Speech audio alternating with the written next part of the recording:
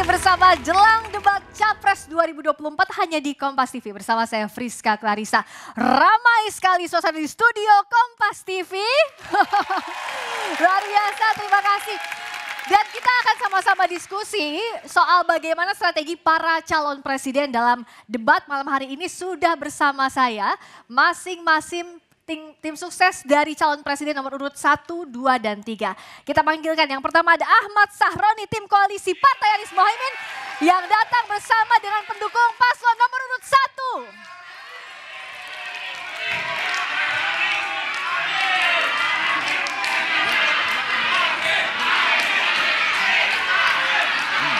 Baik, terima kasih semangatnya. Berikutnya juga sudah hadir di studio Kompas TV ada Herzaki Mahendra Putra, juru bicara tim kampanye nasional Prabowo Gibran yang datang bersama pendukung pasangan nomor urut 2. Baik, terima kasih. Terima kasih semangatnya.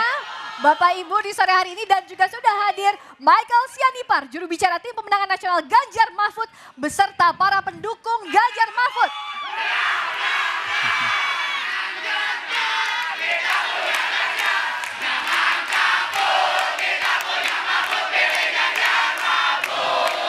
Baik. Terima kasih semangatnya untuk seluruh. Tepuk tangan untuk pasangan calon nomor urut 1, 2, dan 3. Para pendukungnya luar biasa sekali sore hari ini. Dan juga hadir mahasiswa dari Institut Pertanian Bogor. Selamat sore kawan-kawan, mana suaranya dari IPB? Jangan mau kalah semangatnya. Lalu juga kawan-kawan dari Universitas Padjadjaran Bandung. Mana suaranya semangatnya? Terima kasih banyak sudah hadir. Bapak-bapak selamat sore, Bang Sahroni, Mas Zaki, Mas Michael. Selamat sore. Sore semua. Sehat ya? Alhamdulillah sehat. Senang sekali sudah hadir di sini dan semangatnya sudah ada termasuk juga persiapan Capres-Cawapres. Saya yakin sudah maksimal sore hari ini. Bicara soal sebelum debat, ini kan saling kritiknya sudah panas. Misalnya paslon nomor 1 saya ke Bang Sahroni dulu. Caimin sudah bilang, sudah kasih kode bahwa ini kan nggak lagi perang. Jangan anggarannya utang alutsista ini digunakan untuk pertahanan keamanan saja. Tapi harus dialihkan ke pertanian. Inikah cluenya salah satu yang akan coba diserang oleh tim paslon nomor urut 1? Terima kasih, selamat sore teman-teman dan para pendukung pada sore hari ini. Semangatnya sama ya, pas pra-debat nanti malam. Bahwa kalau Caimin sudah menyampaikan clue tentang pertahanan, memang dalam kondisi sekarang kan kita yang pasti belum ada tanda-tanda perang. Tapi dalam kondisi yang lain ada prioritas yang sama. Misalnya bukan di bidang pertanian, pertahanan pangan. Yang memang dalam kondisi sekarang kan Republik Indonesia ini lagi butuh perhatian, kemakmuran masyarakat. Nah, dalam situasi ini kalau ngomong masalah debat pertahanan sebagai paslon 02 pasti menguasai. Karena situasional ini harus dijelaskan kepada publik bagaimana prioriti yang akan dilakukan oleh para paslon ini dan apa langkah yang akan dilakukan oleh para paslon debat nanti malam.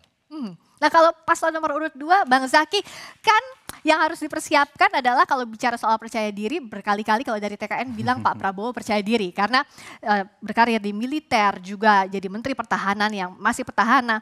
Tapi sudah siap belum menghadapi serangan kanan kiri nih tampaknya dari paslon nomor 01 dan 03? Ya, kalau bicara siap ya sejak beliau mencalonkan diri mendaftarkan ke KPU di hari itu juga lah beliau menyatakan kesiapannya. Karena bagaimanapun menjadi calon presiden, calon wakil presiden ini kan bukan sekedar menjadi calon, tetapi juga harus bisa mempersiapkan diri pasca setelah terpilih nanti ya untuk ke depannya memimpin negeri ini. Sehingga kalau bicara mengenai kalau kata Pak Prabowo, kalau ada yang menyerang kita, ya kita senyumin aja gitu. Ya, kita senyumin aja. Tetapi tentu debat substansi, ya kan? Debat gagasan, ya kita akan jawab dengan substansi dan gagasan. Bicara misalnya tadi ada serangan Caimin, bagi kami bukan serangan itu. Apa itu? Itu hanya colekan itu sebenarnya itu, ya kan? Colekan mengingatkan saja gitu loh ya. Kenapa? Karena di kami bertiga ini kan sebenarnya tidak adalah sebenarnya saling serang menyerang gitu. Tapi namanya sama sahabat, hanya punya cara berbeda saja dalam memimpin negeri ini ke depannya gitu loh, ya kan? Jadi mungkin Caimin wajar tidak memahami. Kalau misalnya beli senjata memang sebelum perang. Kalau saat perang nggak ada yang mau jual. Semua megang semua senjatanya gitu loh. Nah ini yang mesti dipahami gitu loh, ya kan? Tapi ya sudah, ini kan sebagai awal. Nggak boleh juga kita panas-panas gitu ya kan. Yang pasti Pak Prabowo akan menjelaskan betul seperti apa rencana ke depannya. Ya, jejak rekamnya sudah ada, rencana ke depan juga akan dipaparkan. Tapi ada kepanjangan, soalnya kan ada gantian Bang Michael kan. Nanti kita bahas lagi, segmennya masih panjang. Masih panjang, tenang aja kalau masih panjang. Bang Michael juga udah siap-siap nih kayaknya. Karena Pak Ganjar itu sudah kasih juga clue soal alutsista misalnya. Pembelian pesawat bekas, itu kan sempat dikritik langsung oleh Pak Ganjar. Inikah yang akan jadi salah satu kritikan paling kencang di debat nanti? Ya, kalau dari Pak Ganjar kita fokus terhadap mewujudkan Indonesia Emas 2045. Fokus utama kita tetap ekonomi. Bagaimana membangun ekonomi yang kuat, pertumbuhan ekonomi 7%. Dan kita melihat pertahanan, kita melihat diplomasi internasional tetap dalam kacamata kepentingan dalam negeri. Kepentingan kita untuk menumbuhkan Indonesia yang kuat, yang sejahtera. Itu dulu yang paling penting perspektif pertamanya. Makanya kalau pendekatan kita soal belanja alutsista ke depan, kita setuju harus belanja ditingkatkan. Karena persiapan itu tidak dilakukan pada saat perang terjadi. Lebih baik kita bersiap-siap sekarang, memperlengkapi alutsista kita dengan yang paling modern, supaya kita siap kalau nanti ada konflik. Semoga tidak pernah ada. Tapi pendekatan kita bukan sekedar belanja dengan hutang. Tapi kita menganggap belanja pertahanan itu sebagai investasi. Bahwa kita harus membangun industri pertahanan yang kuat. Karena Indonesia pernah punya pengalaman yang cukup traumatik, di mana kita pernah diembargo. Karena ada masalah-masalah HAM pada saat itu. Diembargo oleh negara-negara barat sehingga kemampuan pertahanan kita terancam. Kita tidak mau lagi seperti itu. Kalau kita bicara Indonesia Emas 2045, maka kita harus punya industri pertahanan dalam negeri yang kuat. Jadi kita bicara pertahanan dalam negeri berbasis kemandirian kita sendiri. Bicara soal diplomasi juga kita akan mengedepankan Indonesia sebagai poros maritim dunia. Nah ini dicantumkan di visi misi kita, bahwa Indonesia sebagai negara maritim, ekonomi yang kuat, pendekatan kita terhadap dunia internasional pasti berbeda. Tentu kita tetap mengedepankan politik luar negeri bebas aktif, tapi dengan kacamata abad ke-21 ini, di mana kita harus bisa muncul ke dunia global sebagai negara yang kuat dan menjadi poros maritim dunia. Oke, itu tadi paslon nomor 1, 2, dan 3 gagasannya.